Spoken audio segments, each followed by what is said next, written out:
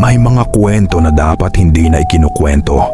Mga lihim na kapag narinig mo, may kasunod. Kung mahina ang loob mo, umalis ka na ngayon. Pero kung gusto mong matakot hanggang dulo, maligayang pagdating sa bangungot.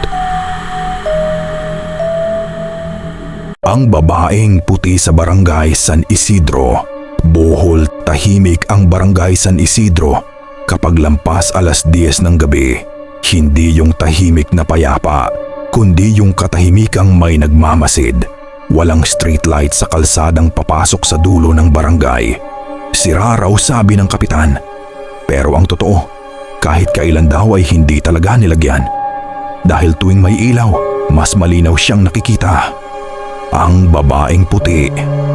Nung una, bulong-bulungan lang. Kwento ng matatanda habang nagkakape sa bangko sa tapat ng sari-sari store. Sabi nila, huwag daw maglalakad mag-isa sa daan papunta sa dating balon. Lalo na kung babae ka. Lalo na kung tahimik ang gabi. Dahil minsan, may makakasalubong ka. At kapag nagkatinginan kayo, hindi na ikaw ang uuwi. Si Lorna, 65 taong gulang na ngayon. Ang isa sa iilang taong buhay pa na hayagang umaamin na nakita niya ang babaeng puti noong dalaga pa siya. Hindi niya ikinukwento ng basta-basta. Hindi rin niya sinasabi sa mga bata. Pero kapag tahimik ang gabi at walang hangin at may naamoy kang bulaklak na hindi mo alam kung saan galing, doon niya sinisimulan. Noong 20 taong gulang pa lang ako, mahina niyang sabi. Akala ko alam ko na ang itsura ng takot. Noon daw, bagong uwi siya galang bayan. Gabi na, wala pang cellphone, wala pang motor. Lakad lang, bitbit ang supot ng bigas at sardinas. Ang buwan, kalahati lang ang liwanag, ang daan. Puro anino. Pagdating niya sa bahagi ng kalsada na tapat ng dating balon, biglang tumahimik ang mga kuliglig. Isang bagay na hindi niya napansin noon, pero malinaw na malinaw sa alaala niya ngayon. May nakatayo sa gilid ng daan, isang babae. Mahaba ang buhok, diretso, maitim, umaabot sa baywang, nakaputing damit na parang lumang bestida. Walang dumi, walang lukot, hindi gumagalaw sa hangin. Akala ni Lorna, tao lang, hanggang sa napansin niyang hindi ito humihinga. Hindi umaangat ang dibdib, hindi kumikilos ang balikat. Parang larawan. Lumapit siya ng konti at doon dahan-dahang umangat ang ulo ng babae. Hindi niya nakita ang mukha agad. Una niyang nakita ang ngiti. Masyadong malapad, masyadong tahimik. Gusto ni Lorna tumakbo, pero ayaw gumalaw ng paa niya. Para bang ang lupa mismo ang humahawak sa sakong niya. At ang pinaka nakakatakot, bulong niya. Hindi siya puti. Hindi daw pala puti ang babae. Maputi lang ang suot niya. Ang balat nito ay kulay abo. Parang matagal nang hindi naarawan. Parang matagal nang patay. At nang magsalita ito, hindi boses ang lumabas. Parang hangin sa loob ng balon. Lorna! Hindi niya alam kung paano nito nalaman ang pangalan niya. Napabitaw siya sa supot. Bumagsak ang bigas sa lupa. Pero hindi niya narinig ang tunog. Ang naririnig lang niya ay ang mabagal na paglapit ng babae. Hindi ito naglalakad, dumudulas. At sa bawat lapit nito, mas lumalamig ang hangin. Hanggang sa magdilim ang paligid na magdiyod.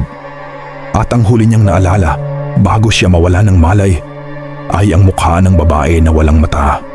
Nagising si Lorna na may malamig na lupa sa ilalim ng pisngi niya. Basa ang likod ng damit niya. Hindi niya alam kung pawis ba o hamog. Ang langit, kulay abo na hindi umaga, hindi rin gabi. Yung oras na parang nakalimutan ng mundo. Una niyang narinig ang tulo ng tubig. Plak, plak, plak. Malapit, masyadong malapit. Dahan-dahan siyang umupo. Nanlalambot ang tuhod niya. At doon niya napansin, nasa tabi siya ng balon. Yung lumang balon sa dulo ng barangay na matagal nang sinasabing huwag lalapitan. Yung balon na tinakpan na ng kahoy pero may butas pa rin sa gitna. Sapat para may sumilip. o may sumilip pabalik. Hindi ako pumunta rito, mahina niyang sabi sa sarili niya. Pero naroon siya. Ang paligid ay tahimik, walang kuliglig, walang ibon. Kahit hangin parang natigil. Ang tanging gumagalaw lang ay ang tubig sa loob ng balon. Hindi mo nakikita, pero naririnig mo. Plak, plak. Tumayo siya, pilit na inaalala kung paano siya napunta roon. Ang huling malinaw sa isip niya ay ang ngiti. Yung ngiting hindi para sa tao. At sa kanya napansin ang puting bakas sa lupa. Parang marka ng basang tela na hinihila. Paikot-ikot sa balon. Parang may umiikot ng paulit-ulit. Parang may naghihintay. Lorna. Hindi galing sa likod niya. Hindi galing sa harap. Galing sa ibaba. Nanigas ang buong katawan niya. Ang pangalan niya. Binigkas ng dahan-dahan. Hindi galit. Hindi rin galak. Parang pagkilala. Lumapit siya sa balon. Hindi dahil gusto niya, kundi dahil parang may humihila sa kanya. Bawat hakbang, mas bumibigat ang dibdib niya. Parang may kamay na nakadagan sa dibdib niya, dahan-dahang pinipisil. Sumilip siya at doon niya nakita ang tubig. Hindi malinaw, hindi rin maitim. Parang salamin na gumagalaw. At sa gitna ng refleksyon niya, may isa pang muka. Puti ang damit, buhok na basa at dikit sa muka. At isang ngiti, mas malinaw ngayon. Napaatras si Lorna at napasigaw, pero walang lumabas na tunog sa bibig niya. Wala, kahit hininga. Biglang may kumapit sa pulso niya. Malamig, hindi parang kamay ng tao. Parang tela na matagal nang nababad sa tubig. Nang tingnan niya, nakita niya ang puting manggas, pero walang braso. Hinilas siya papalapit sa balon. Hindi! Pilit niyang bigkas, pero walang boses. At saka, biglang may sumigaw. Lorna! Isang boses na buo. Totoo, tao. Nabitiwan ang pulso niya. Bumagsak siya sa lupa, humahagulgol, humihinga ng malalim na parang nalunod. Pagmulat niya, nandoon ang ama niya at dalawang kapitbahay. Hawak ang sulo, pawisan, takot ang mga mata. Bakit ka andito? Sigaw ng ama niya. Sabi namin wag lalapit sa balon. Hindi siya nakasagot. Tanging nagawa lang niya ay tumingin sa balon. Tahimik na ito. Walang tunog ng tubig. Walang refleksyon. Walang babae. Pero bago sila umalis, may napansin ang isa sa mga kapitbahay. Pare, bakit basa yung gilid ng balon? Tahimik silang lahat dahil malinaw ang bakas ng palad sa bato. Puti, mahaba ang daliri, parang sa babae, pero masyadong mahaba para maging normal. Simula noon, nagkasakit si Lorna. Hindi siya nilagnat, hindi siya inubo, pero gabi-gabi, nagigising siya sa tunog ng tubig. Plak, plak, plak, kahit wala silang balon sa bahay. At minsan, pagtingin niya sa salamin, may makikita siyang patak ng tubig sa balikat niya. Kahit tuyo ang paligid, kahit walang ulan. Tinawag nila ang albularyo, nagdasal, nagsunog ng insenso. May binulong ng mga pangalan, may itinapong asin sa balon. Pero isang gabi, sinabi ng albularyo ang hindi nila gustong marinig. Hindi siya basta multo, mahina niyang sabi. May hinihintay yan. Hinahanap niya ang kapalit. Doon lang nalaman ni Lorna ang totoo. Matagal na raw may babae sa barangay San Isidro. Isang dalagang iniwan ng kasintahan. Naghintay gabi-gabi sa tabi ng balon. Naghintay hanggang sa hindi na siya umuwi. Nang matagpuan siya, puti pa rin ang suot niya. At simula noon, tuwing may dalagang dumadaan mag-isa sa dilim, may nagtatanong mula sa balon kung gusto ba niyang maghintay. Hindi kanya kukunin agad. Paparamdam muna niya ang lamig, ang tubig, ang bulong, hanggang sa masanay ka. Hanggang sa hindi ka na makaalis ay tahimik si Lorna tuwing kinukwento ito. Hindi siya umiiyak, hindi rin nanginginig. Pero tuwing dumarating siya sa parte ng balon, iniiwas niya ang tingin sa lupa. At alam mo kung bakit walang ilaw sa kalsadang yun? Tanong niya minsan. Umiling lang kami. Kasi kapag may ilaw, bulong niya, nakikita mo siyang malinaw. At kapag nagkatinginan kayo, alam na niya ang pangalan mo. Tahimik si Lorna ng matagal bago niya sinabi ang huli. Hindi agad, hindi sa unang tanong, kundi noong gabing umulan ng walang kulog at ang amoy ng basang lupa ay parang amoy ng balon. May hindi ako sinabi, mahina niyang wika. Kasi akala ko, kapag sinabi ko, babalik siya.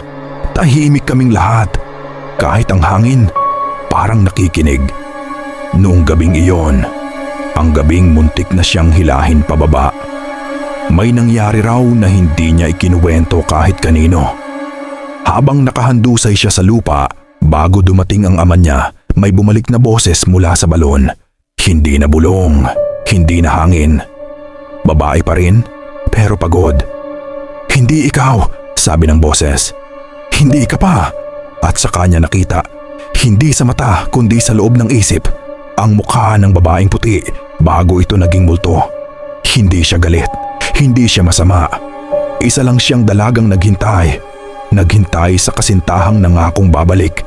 Naghintay sa gabi, sa susunod na araw, sa susunod na linggo. Hanggang sa ang paghihintay ay naging buhay niya. At isang gabi, umupo siya sa gilid ng balon, nakaputing bestida. Basa sa ulan at walang dumating. Nang makita iyon ni Lorna sa isip niya, may sinabi pa ang babae. May papalit sa akin, palaging may papalit. At doon niya naintindihan, hindi pala basta kinukuha ng babaeng puti ang sinumang makasalubong niya. Pinipili niya mga dalagang marunong maghintay, mga taong kayang tumayo sa dilim ng mag-isa, mga pusong marunong magtiis. At bakit ako? Tanong ni Lorna noon. Umiiyak. Tahimik ang balon. Tapos ang sagot. Dahil ikaw ang magpapaalala. Hindi kinuha si Lorna dahil hindi siya ang kapalit. Si Lorna ang tagapagpaalala. Simula noong gabing iyon, tuwing may balak lagyan ng ilaw ang kalsada papunta sa balon, nasusunog ang poste bago pa man magamit. Tuwing may batang nagbabalak maglaro roon sa gabi, nagkakasakit ang bata kinabukasan. Hindi malala, sapat lang para hindi na bumalik. At tuwing may dalagang bagong salta sa barangay na naglalakad mag-isa sa dilim, biglang may matandang babae na lalabas mula sa anino at sasabihin, "Anak, huwag ka nang dumaan dyan." Si Lorna iyon. Hindi niya sinasadya, hindi niya planado, pero parang alam ng katawan niya kung kailan kailangan. At alam mo kung bakit hanggang ngayon, hindi pa rin ako nag-aasawa? Tanong niya minsan, nakatingin sa bintana. Hindi kami sumagot. Hindi dahil wala akong minahal, bulong niya, kundi dahil may bantay ako. Noong isang taon lang, may isang binatang umuwi galing syudad.